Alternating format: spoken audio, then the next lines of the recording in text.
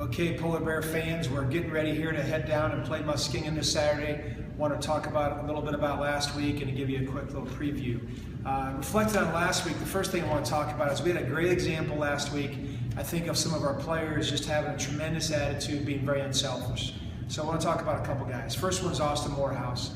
Austin's a freshman who had a season-ending injury that was going to require surgery last Thursday. He played the JV game Monday.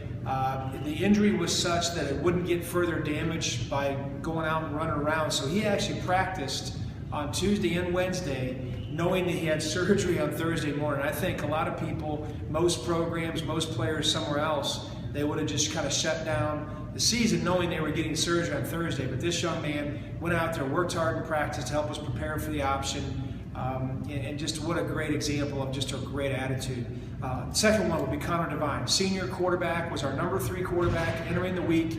You don't get many reps as a number 3 quarterback. You get mental reps, opportunities for mental reps, and you get a chance to sit in the position meetings, but he didn't get many chances in practice to actually execute the game plan.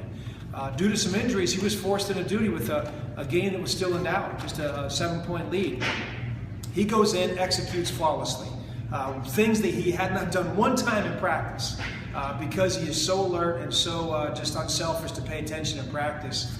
And he was able to get us a check against a blitz and throw a bubble for a 10-yard gain. Then we had another blitz against a run play. He got us in the right adjustment, and the offensive line took care of things, and Justin Magazine got a 29-yard gain. So phenomenal examples of just the attitude we're looking for. And the last example was Nick Rezick.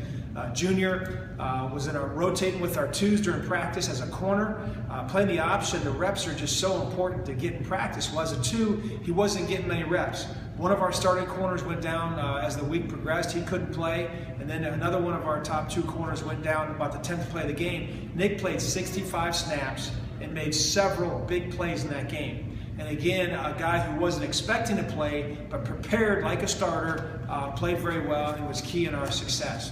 So very proud of those guys. Just proud of the team. To move forward, you have to have some, what we would call complementary football. We did not play great as far as the number of yards we gave up defensively, but we made key stops when we needed to on defense, and our offense, did a lot of really good things to score 50 points. And I think our kicking game was one of the unsung heroes. We had a short field, and then we also gave them a long field, which I think was a key story in the game, that even though the yards looked pretty even, that we were able to win by 3 scores. So really proud of the kicking game. 46-yard field goal, 3 punts inside the 20 by Kyle Bergman. Some good returns with our kick return team, and just some clutch key play to keep them tackled inside the 20 a couple times with our kickoff coverage. So proud of those guys. Justin Magazine had a big day. So did Devin Price on offense. And Austin Reeser was our offensive lineman of the game. And then on defense, Mike Cunningham and Scott Rapps both played real solid up front. And excited about where we're at, and looking for the challenge this week. Muskegon is always a tough place to play, as many of you know. That they're a scrappy, tough team, that when you look at them on video, you can't believe what their record is, because they are a quality team. They had the lead in the 3rd quarter against Bolton Wallace, against Capital, and against Otterbein. So they could easily be sitting here with a lot different record, and we know we're going to have to play well. So hopefully you enjoy some of the video we provide this week. We'll show some highlights of last week's game. I appreciate Christos Nakos for the great work that he does, and hopefully we'll look forward to giving you some great news next week as well. Go Bears!